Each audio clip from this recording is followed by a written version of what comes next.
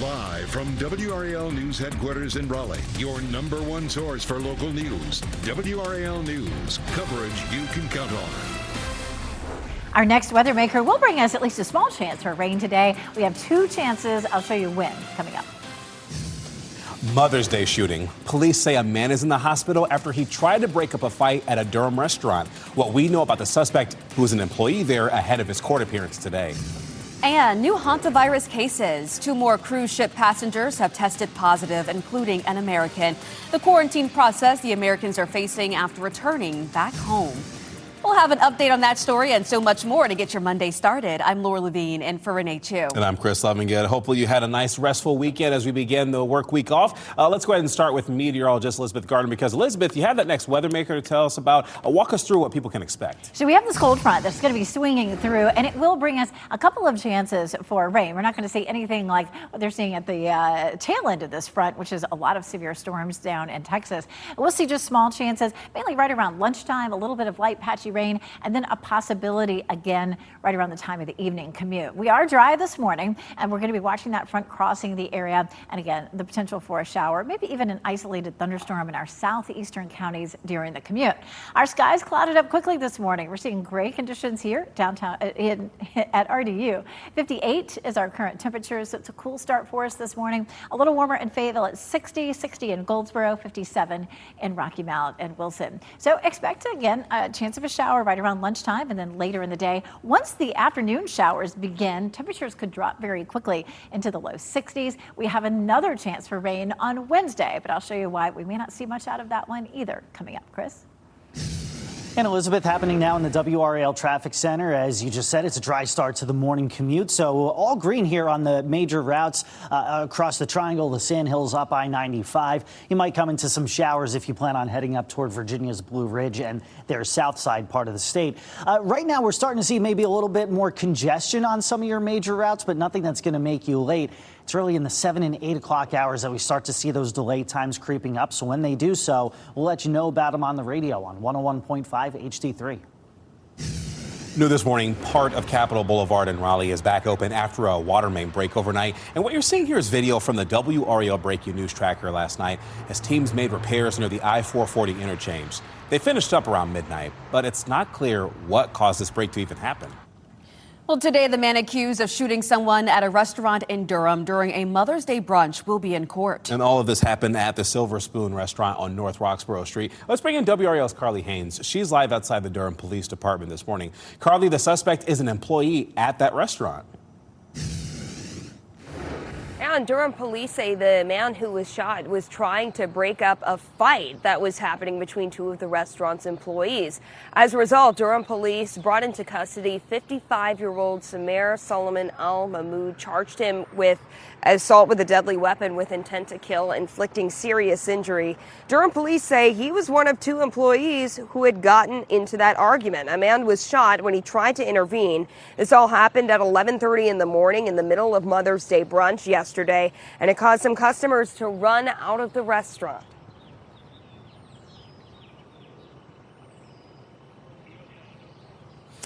Now in jail, he's now in jail under no bond. That court appearance is set for 11 o'clock this morning. And Durham police haven't released any additional details as to what led up to that argument. They say this is still under investigation. Carly Haynes, WRAL News, live in Durham. 17 American passengers aboard a hantavirus-stricken cruise ship have arrived in the U.S. this morning. And those Americans arrived in Omaha, Nebraska, as they will be now monitored at the National Quarantine Site at the University of Nebraska Medical Center. One of the people arriving in Nebraska has tested positive for the virus, and officials confirmed a French woman tested positive on the evacuation flight to Paris. 3 people have died so far from this outbreak. And Chris, happening here in the WRAL Live Center, we're keeping an eye on the aircraft that actually brought those 17 passengers to Apley Airfield here in Omaha, Nebraska. There was a flurry of activity in the last hour or so. We saw several cars pulling away, but once this arrived, there were people dressed from head to toe in protective gear. As you just mentioned, Chris, one of the passengers tested positive for the virus. Another one is showing mild symptoms. You also mentioned the National Quarantine Unit for at the University of Nebraska Medical Center. That's where these patients will be for the next several weeks, undergoing further treatment, undergoing tests as well. And this center is actually the same area where back in 2020 it housed COVID patients. Also back in 2014, it housed Ebola patients as well. And folks, you can find all our coverage on the hantavirus outbreak on the WRAL YouTube channel. You can also hear from an American woman who was diagnosed with the virus in 2023, how contagious it is, and more. The man charged in connection to a 2024 deadly shooting on a Go Durham bus is due in court today. 55-year-old Raymond Dixon was arrested and charged with first-degree murder. He's accused of shooting and killing Christopher Hart on the bus. This is video from that scene that day. It happened on November 12, 2024 on Holloway Street. Search warrants say Dixon shot and killed Hart in retaliation for a shooting that happened hours before. He's being held under no bond. The remains of a U.S. soldier with North Carolina ties has been found in Morocco. First Lieutenant Kendrick Key Jr. was one of 2 U.S. soldiers who disappeared during a recreational hike in Morocco while off duty. He was 27 years old, and Key earned a bachelor's degree from Methodist University in Fayetteville. Key and the other soldier were reported missing May 2nd, and this was after participating in a military exercise. A Moroccan military search team found Key's body in the water along the shoreline Saturday morning, and investigators believe he fell from a cliff. Search efforts will continue, though, for that second missing soldier. Happening today, people across Wake County will get the chance to share their thoughts on the next budget. There will be a public hearing today on the Wake County manager's most recent budget proposal. The more than $2 billion budget would also come with a 2-cent property tax increase. That would cost homeowners an extra $90 a year. Today's hearing will be at the Wake County Commons building in Raleigh. That starts at 7 p.m.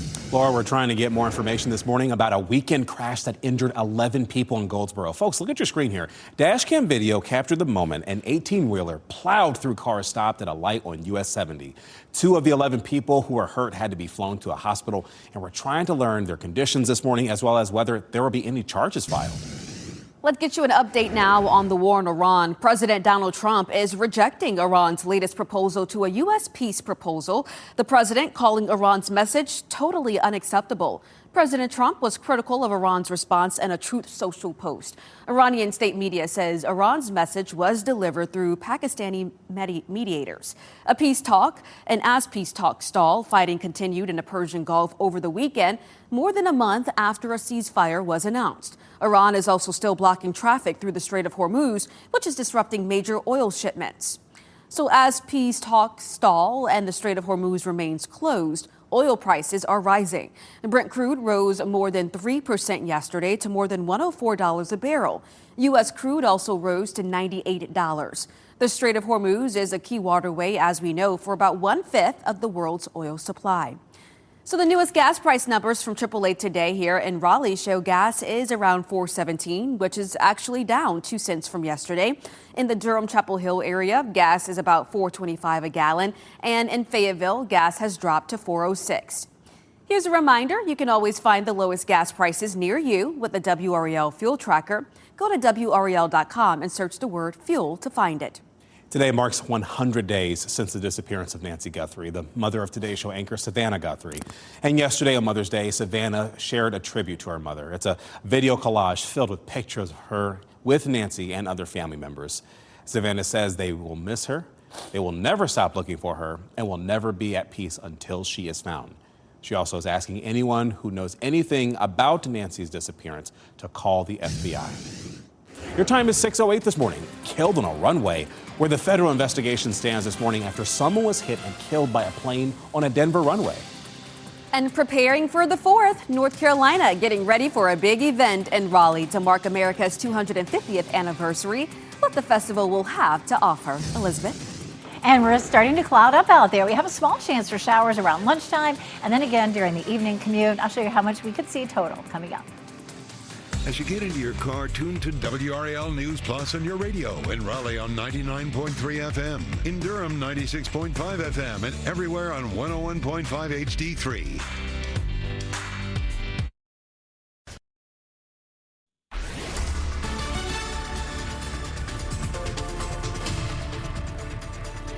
6:12, our next weather maker is going to bring us some scattered light rain today.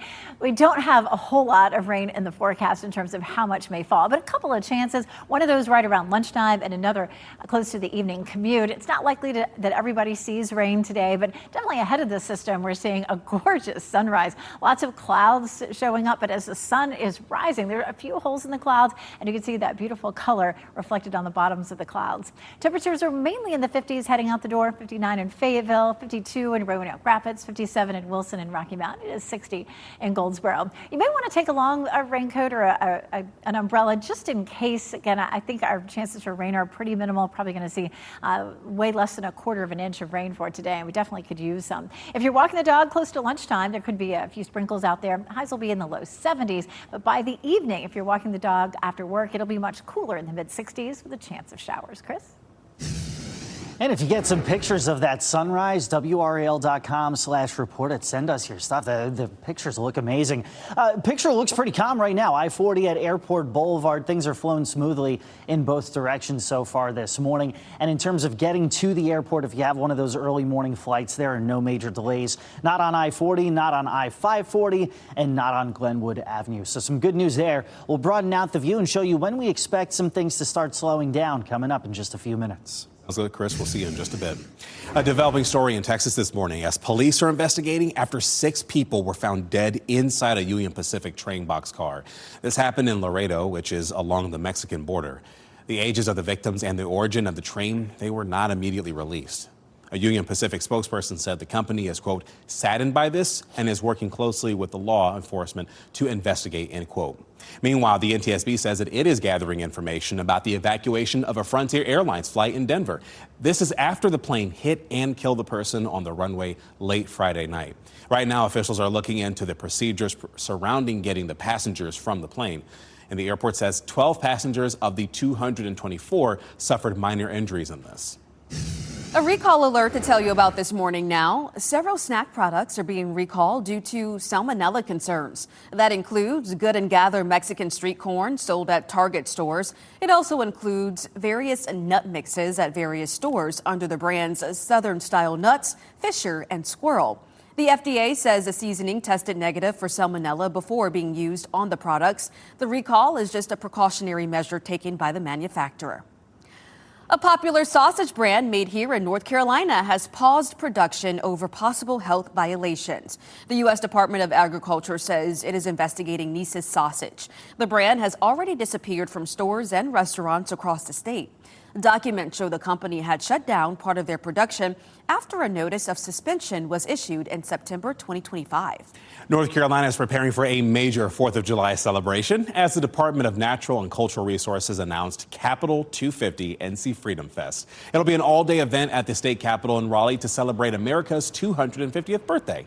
Organizers say it's a chance to honor North Carolina's first and freedom legacy while also celebrating arts, history, and culture too. It really is going to be all the things. There's going to be historical interpreters doing kind of encampments and military through the ages. So we're going to have both a Revolutionary War area and a military through the ages area. There'll be exhibits inside the Capitol. This free festival will also feature music from Tift Merritt and Reese Palmer. It's one of many America 250 NC events happening across the state. Starting today, it will now be easier to get around Chapel Hill. The transit system will be expanding its service schedule. All routes will run every day of the week. Previously, trips and routes were redlined. A portion of a very busy Durham street will be closed through the fall. We're talking about Duke Street between West Trinity Avenue and Monmouth Avenue. This is for the Salle d'Elbery restoration project. The closure is expected to start later this month. 808 West Trinity Avenue will be turned into streams and wetland. The goal is to create a natural buffer that will filter polluted stormwater from downtown and nearby neighborhoods. The final day of the Cherry Point Air Show yesterday brought the speed and the heat.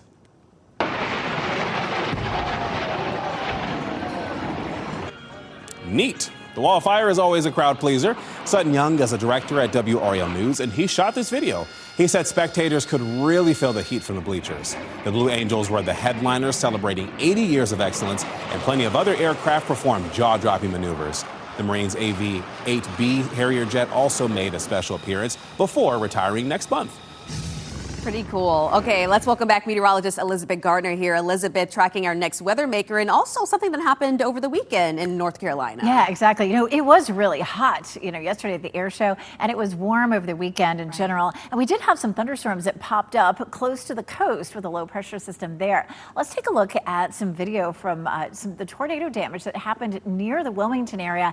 It was just a small cell that created this tornado, but there was an EF1 that touched down, and you can see some damage to buildings there in Columbus County. That's going to be just south and west of the Wilmington area. It was an isolated incident there, and we didn't see a lot of storms really across the state. It was just right there. We have a coastal low developing right now, and that's going to roll through and help to bring us some showers after, say, 2 or 3 o'clock in the afternoon, mainly close to the evening commute. We do have a cold front that will be coming along as well, and that's where the low will start to develop along the front. So we may even see a few showers as early as lunchtime. Here's a look at RDU this morning. A lot of cloud cover has already started to roll in ahead of the system. It is 58 officially here at RDU, and you can see this band of showers here. So we have this band of rain that's going to drop in on us first, and then we're going to see the potential for a low developing along that front that could also add to the moisture that we see today. Here's 9 a.m. and you can see lots of cloud cover at that point. But look at this. You can see these isolated showers that could pop up between Southern Pines and Raleigh right there around 1 o'clock, Fayetteville to Goldsboro to Rocky Mount around 2 o'clock. And then we'll see the potential for that front to slide eastward. During the evening commute, we could see some light patchy rain from the Triangle area northward, but I don't think we're going to see it really anywhere else. We do have a small chance for some severe storms close to the coast, and that does include the southern tip of Sampson County. So we take a look at what's happening after that. We have another chance for some rain. This looks like it's going to be mainly Wednesday night. We couldn't rule out a few isolated storms late Wednesday, and then Wednesday night it looks like we may see some rain. Again, not a whole lot. All totaled this week from today and Wednesday, it's likely to be around 1/4 inch. There might be some pockets that are a little bit heavier depending on how Wednesday's front ends up shaping up. A high of 80 on Wednesday. So before the rain gets here ahead of the front, we're looking at some warmer temperatures. But then we really see temperatures climbing for the weekend, feeling like summer. 87 Saturday and 90 Sunday. Chris? And Elizabeth, we're going to start out with a live look at I-40 at Garner Road. And there you see things are flowing smoothly in both directions, but this is the closest camera I could find to a new crash that just popped up within the last 15 minutes. This is I-40 at Hammond Road. So this is right about here. No major delays in either direction being reported just yet, but we'll keep a close eye on that. And if things change, we will certainly let you know. In terms of other major routes around the Triangle, the Sand Hills up I-95, no major delays for the time being, but if and likely when that changes, we'll let you know while you're on the go. Listen to us anywhere in the Triangle on 101.5 HD3. Your time is 6:20 this Monday morning. Boosting tourism. North Carolina is using content creators to bring people to our state, which is why WRAL Investigates takes a closer look at how your tax dollars are being used and whether it's really paying off. And walking the stage, the message for thousands of Duke graduates as they look ahead to the future. Just a reminder, if you ever see some breaking news, maybe you have a story tip or video or pictures of weather where you are, why not go ahead and report that to us at WRAL.com/report it.